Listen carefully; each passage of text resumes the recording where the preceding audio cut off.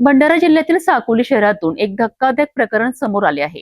PM Shri शाळेची इमारत कोणतीही अधिकृत परवानगी किंवा शाळा प्रशासनाला सूचना न देता पाडण्यात आल्याचा गंभीर आरोप करण्यात आला आहे। नेमकं काय आहे हे संपूर्ण प्रकरण बघूया। भंडारा जिल्ह्यातील साकोली येथील सेंदूर वाफा परिसरातील जिल्हा परिषद पीएफ श्री क्रमांक 1 शाळेची इमारत क्रमांक 887 अचानक पाडण्यात आल्याने खळबळ उडाली आहे। शाळा प्रशासनाच्या तक्रारीनुसार कोणतीही अधिकृत परवानगी किंवा पूर्वसूचना न देता बुलडोझरच्या सहाय्याने ही इमारत जमीनदोस्त करण्यात आली आहे। एवढेच नव्हे तर MH36 AA 1326 क्रमांकाच्या ट्रॅक्टरद्वारे इमारतीचे साहित्यही नेण्यात आल्याचा आरोप करण्यात आला आहे। सर, ती इमारत आमच्या जुनी ग्रामपंचायत आहे, त्या ग्रामपंचायतच्या मागच्या बाजूला होती, म्हणजे जीर्णवस्तू होती, छत नव्हता त्या इमारत, दरवाजे नव्हते। ती इमारत पाडल्याबद्दलचे आम्हाला समाज माध्यमावरून कळलं आणि समाज माध्यम कळल्यानंतर ते दिलं होतं की त्या ठिकाणी नगर परिषदेच्या ट्रॅक्टरवर दिसला आम्हाला। नगर परिषदेला विचारणा केली तर नगर परिषदेने म्हटलं की आम्ही हे काही पाडलेलं नाही आणि मग त्यानुसार आम्ही पंचायत समिती कार्यालयाला ही सदर दुर्घटनेची माहिती आम्ही त्यांना कळवलेली आहे।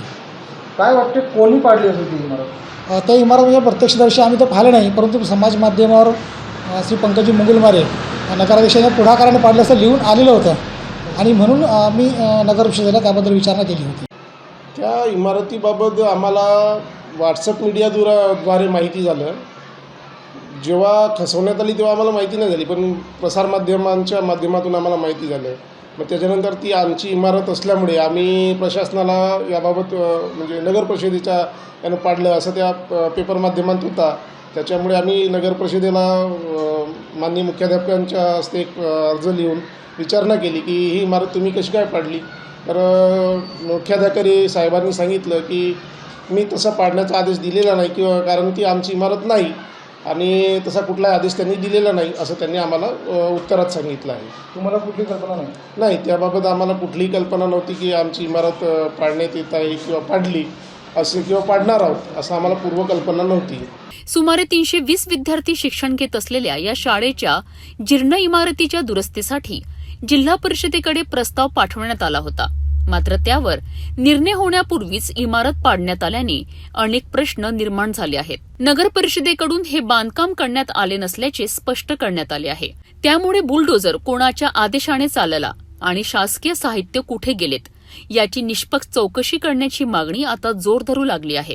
जिल्हा परिषद वरिष्ठ प्राथमिक शाळा सेंदूर वाफा ही इमारत पाडल्यावर मुख्याध्यापक श्री निशांत सर यांनी आमच्या कार्यालयाला कळविले होते आणि त्या अनुषंगाने आम्ही त्यांना पत्र दिलेले आहे आमच्या कार्यालयाने की जी काही इमारती ऋतूतून पाडलेली आहे या कार्यालयाची कुठलीही परवानगी आम्ही दिलेली नाही।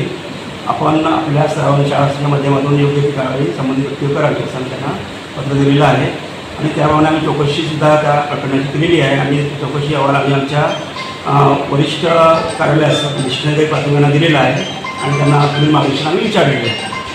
साकोलीतील या प्रकरणात नेमके जबाबदार कोण, इमारत पाडण्याचा आदेश कोणी दिला आणि शासकीय साहित्य कुठे गेलेत याकडे आता सर्वांचे लक्ष लागले आहे।